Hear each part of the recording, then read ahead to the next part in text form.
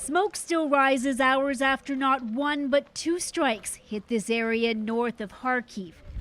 Those living in the small community of Derhachi have been traumatized by the sound of explosions for weeks. The senselessness of this still stunning.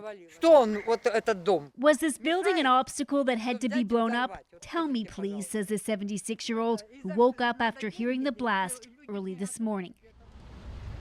It gutted the community's cultural center.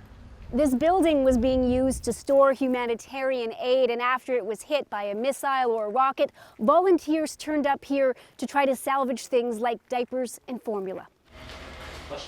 Volunteers packed up what they could, even as firefighters were still on scene.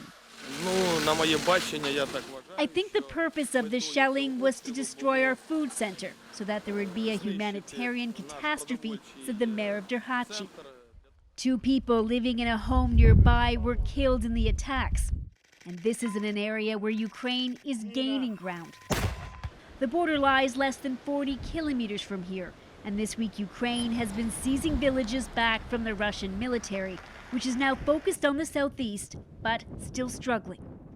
These images shared by Ukrainian forces show a massive graveyard of armored vehicles. British intelligence confirmed the Ukrainians blocked Russians from crossing a key river here. But Ukrainian civilians continue to suffer and seek justice. In Kiev, the very first Russian soldier charged with war crimes was in court. The 21-year-old is accused of killing a 62-year-old man who was passing by on a bicycle. Back in Derhachi, most of the town left when the bombs started falling, but not everyone. Why are you still living here? Не знаю. I don't know, he said. It's my motherland. How can I leave here? But looking across at this smoldering rubble, which was once a hub for this community, some wonder how they can keep living through all the fear. Briar Stewart, CBC News, Derhachi.